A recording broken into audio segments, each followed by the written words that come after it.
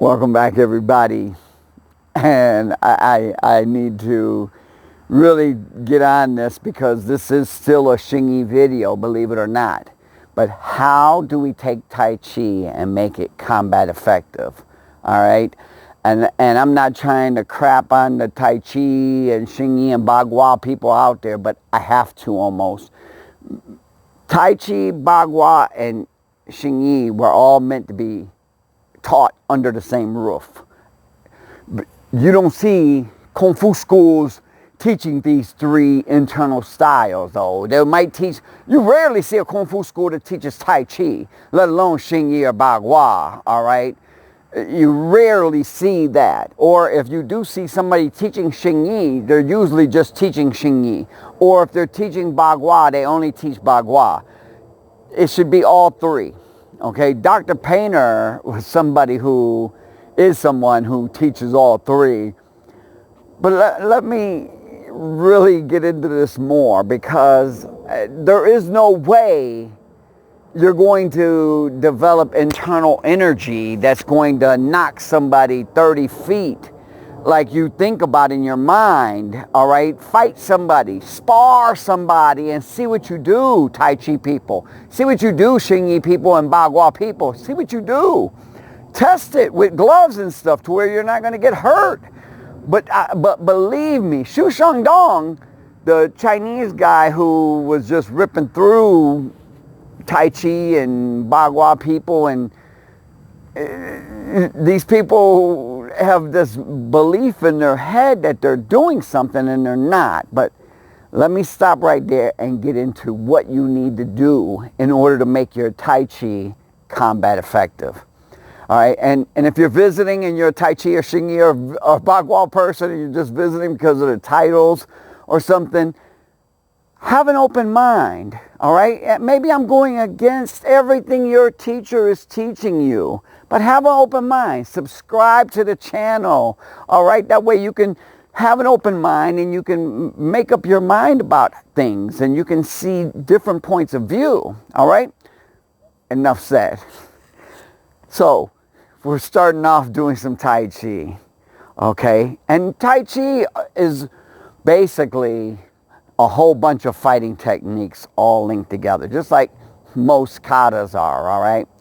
So we come up, we're going here, we're stepping out. This is one strike, right? Boom. No, it ain't. If my opponent is here, I'm barely hitting him and going through, all right? I need to go here, like Xingyi. I need to go here. Now look, my opponent is here, but my hand is all the way here. Let me face you guys when I'm doing this. I am doing my Tai Chi. If I just go here, that's it. And they think that's enough. That's just arm striking, number one. Number two, if my opponent is right here, you think, oh, he went through him. No, I need to go like I'm a Xingyi person. Now I hit him and cut through. All right, let's take it even further. Let's go more. All right, so here, Xingyi. Turn, grasp the sparrow's tail, right? Pull down. That's all fine. When I go here, I cannot keep my foot this way. I have to do a Xingyi way, all right? Grasp the sparrow's tail, pull down. Now I'm hitting, I'm doing something now. Let's keep going. Xingyi.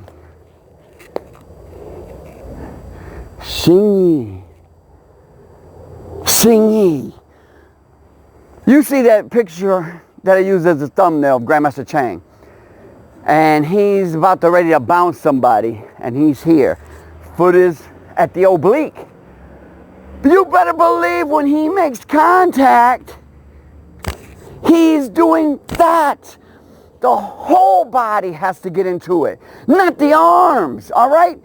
This is just, to me, it's like how people don't see this. I know how they don't see it, because they don't fight, they don't spar, they don't do anything with their Kung Fu. they just practice it and they live in this make-believe world that they are going to, if they get in a fight and they go like this, they're going to knock the person 100 feet away, all right? It's easy to bounce somebody and knock them 10, 12 feet away doing it like Xingyi, all right? You have to, they're like a braid, all right? Tai Chi, Xingyi, and Bagua are like a braid. You take 3 strands of the hair and they're interwoven together to make one braid, all right? It's mind-blowing to me that people don't see this, and I will go so far as to say that Chang Tai Chi is all Xingyi. What he did was he took Yang-style Tai Chi, and when he learned it from General Lee, and he modified it. Okay, so how did he modify it? And why did he modify it? Number one, he modified it because he didn't see any practical combat out of it to use. So what's it doing for him besides lowering his blood pressure or what have you, you know? Because you're going to get the health benefits from it because it's a moving meditation, or also known as a moving medication. All right, so Tai Chi is that valuable and that important health-wise, but it's grand ultimate fist for a freaking reason. All right, and when you implement the Tai Chi and the Bagua principles in there, my gosh, Tai Chi really is the grand ultimate fist. I've been saying that for 20 years now. Some of you grown men that are watching this channel that were children when I was teaching you back in Ohio, you know I've been saying that since you were a child. This is the grand ultimate fist for a reason. All right, so look at it differently. And if you are doing Tai Chi, look at it differently. Get out of keeping that foot sideways. Strike, come back, bounce, pull. I have to pull, all right? I have to hit. I can't just go. I can't just go like this, all right? This is body mechanics. This is common sense, but it's something that's right under everyone's nose and they just don't see it. And the only thing I can associate that to is they never fought, all right? So if you're not learning that at your current Tai Chi school, or if you're in Bagua or you're in Xingyi class, and you're not doing these little things, well, major thing, that's putting, number one, you have to put your hip into the strike. How can I put my hip into the strike if I'm here like this and my foot's at that oblique? Try it. Do it for yourself, all right? Teacher always talked about, Grandmaster Chang would say, this is the most awesome technique in all of martial arts. And if you think about it, you're just bringing them hands up, but you're blocking.